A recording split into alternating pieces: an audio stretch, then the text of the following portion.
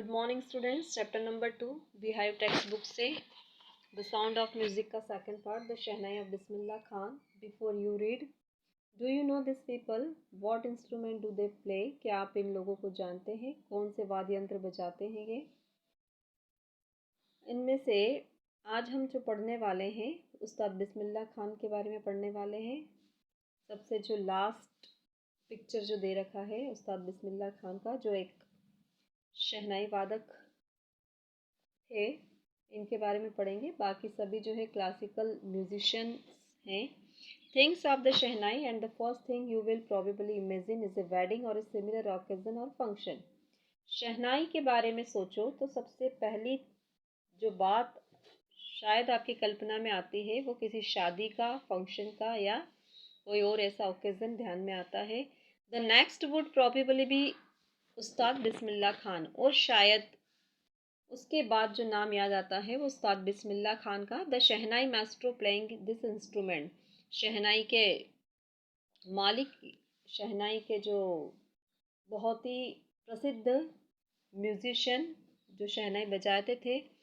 Emperor Aurangzeb banned the playing of a musical instrument called pungi in the royal residence for it had a shrill unpleasant sound. सम्राट औरंगजेब ने जो है प्रतिबंध लगा दिया था म्यूजिकल इंस्ट्रूमेंट पर, उस वाद्य यंत्र पर जिसे पुंगी कहा जाता था, अपने राज दरबार में, शाही दरबार में। For it had a Srila unpleasant sound, और वो प्रतिबंध क्यों लगाया गया था? इसकी चीखती हुई अनप्लेजेंट साउंड की वजह से। Pungi became the generic name for reeded noise maker, पुंगी जो है जेनरिक नेम था। रिडेड रिडेड कहा जाता है जो जिन्हें फूंक मारकर बजाया जाता है, ऐसे इंस्ट्रूमेंट जिन्हें फूंक मारकर बजाया जाता है उसे रिडेड कहा जाता है। तो ये जिस तरह से बांसुरी हुई उसी तरह से पुंगी थी। तो pungi became the generic name for reeded noise maker. Few had thought that it would one day be revived, कुछ लोग ऐसा सोचते थे कि एक बार फिर से अस्तित्व में आएगी, मतलब पुंगी जो है फिर से बजाई जाने लगेगी। A barber of a family of professional musicians who had access to the royal place decided to improve the tonal quality of the pungi. एक नाई जो एक संगीतज्ञ घराने से जिसका ताल्लुक था और जिसकी पहुंच रॉयल जो शाही दरबार है वहां तक भी थी, उसने डिसाइड किया कि वो पुंगी की जो टोनल क्वालिटी है, जो उसकी साउंड क्वालिटी है, उसको वो क्या करेगा, इम्प्रूव करेगा। He chose a pipe with a natural hollow stem that was longer and broader than the pungi. इसके लिए उसने एक पाइप चुना जो अंदर से खोखला था और साथ ही उसकी लंबाई भी ज़्यादा थी और चौड़ाई भी अधिक थी बजाय पुंगी के। And made 7 holes on the body of the pipe, और उस पाइप के ऊपर उसने 7 छेद बनाए। When he played on it, closing and opening some of these holes, और जब वो उन्हें बजाता, छेदों को, कुछ छेदों को बंद करके, चालू करके जब उसे बजाता, तो soft and melodious sounds were produced, तो काफ़ी मधुर और कोमल आवाज़ जो है उसमें से निकलती। He played the instrument before royalty and everyone was impressed, और जब वो इंस्ट्रूमेंट उसने बजाया राज दरबार में तो हर कोई जो है उससे काफ़ी प्रभावित हुआ। The instrument so different from the pungi had to be given a new name, और इसी तरह से फिर जो पुंगी को एक नया नाम मिला। The instrument so different from the pungi, ये जो इंस्ट्रूमेंट बनाया गया था ये काफ़ी अलग था पुंगी से। Had to be given a new name, और उसने जो है इसको एक नया नाम दिया। As the story goes since it was first played in the Shah chamber and was played by a nai, the instrument was named the Shahnai. और कहानी जैसे कि आगे बढ़ती है, यह सबसे पहले बजाया गया शाह के चैम्बर्स में, जो शाही चैम्बर था, राज दरबार था, वहाँ बजाया गया, और उसको बजाने वाला एक नाई था, बार्बर था, इसलिए इस इंस्ट्रूमेंट का नाम पड़ा शहनाई। ये पिक्चर दे रखी है पुंगी और शहनाई की। पुंगी किस तरह की से थी और बाद में उसका क्या उसमें इम्प्रूव किया गया और शहनाई आई फिर। The sound of the shehnai began to be considered auspicious, शहनाई की जो आवाज़ है वो शुभ मानी जाती थी। And for this reason it is still played in the temple and an indispensable component of any north Indian wedding, और इसीलिए जो है इसी कारण से इसे मंदिरों में बजाया जाता था। और फिर नॉर्थ इंडियन, दक्षिण भारत की जो शादियां होती है वहाँ इसे बजाया जाता था, इसे बजाना शुभ माना जाता था। In the past the shehnai was part of the नौबत और traditional ensemble of 9 instruments found at the royal courts। और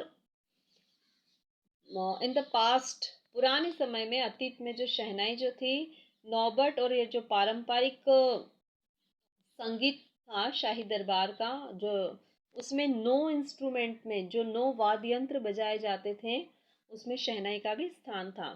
till recently it was used only in temple and wedding, उसके पहले जो है वो मंदिरों और शादी में बजाई जाती थी। The credit for bringing this instrument on the classical stage goes to Ustad Bismillah Khan. और इस इंस्ट्रूमेंट को स्टेज तक लाने का जो श्रेय जाता है वो उस्ताद बिस्मिल्लाह खान को जाता है। As a 5 years old, Bismillah Khan played gilli danda near a pond in the ancient state of डमराव in Bihar. 5 साल की उम्र में बिस्मिल्लाह खान जो है गिल्ली डंडा खेला करते थे एक तालाब के नज़दीक। डमराहो, बिहार का जो डमराहो नामक जगह है, वहाँ पर गांव है, वहाँ उस एक तालाब के नज़दीक जो है गिल्ली डंडा खेला करते थे। He would regularly go to the nearby Bihari ji temple to sing the Bhojpuri chaita. और वो नियमित रूप से बिहारी जी के मंदिर में गाने जाते थे भोजपुरी जो गायन था, चैता। At the end of which he would earn a big laddoo weighing 1.25 kg, a prize given by the local maharaj. और उसके चैता के जब पूरा हो जाता था, उनका गायन पूरा हो जाता था, तो उसके बाद उन्हें 1.25 kg, 1.25 किलो का लड्डू प्राइज में मिलता था, जो वहाँ के महाराज, लोकल जो महाराज थे वो महाराज के द्वारा दिया जाता था।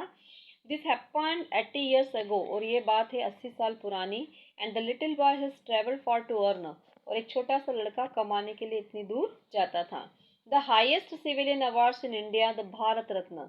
और फिर उसका जो सफ़र, जो एक छोटे से लड्डू से उसने सफ़र अपना शुरू किया था गायन के द्वारा, वो सफ़र उसने उसको पूरा किया एक सबसे ऊंचा अवार्ड, सिविलियन अवार्ड्स जो उसे भारत में मिला, भारत रत्न का। Born on 21st March 1960, Bismillah belongs to a well-known family of musicians from Bihar। 21 मार्च 1916 को इनका जन्म हुआ, और यह एक बहुत ही जाने माने परिवार से ताल्लुक़ रखते थे, जो बिहार का म्यूजिशियन फैमिली थी, संगीतज्ञ परिवार था। His grandfather Rasool Bakhsh Khan was the shehnai nawaz of the Bhojpur king's court.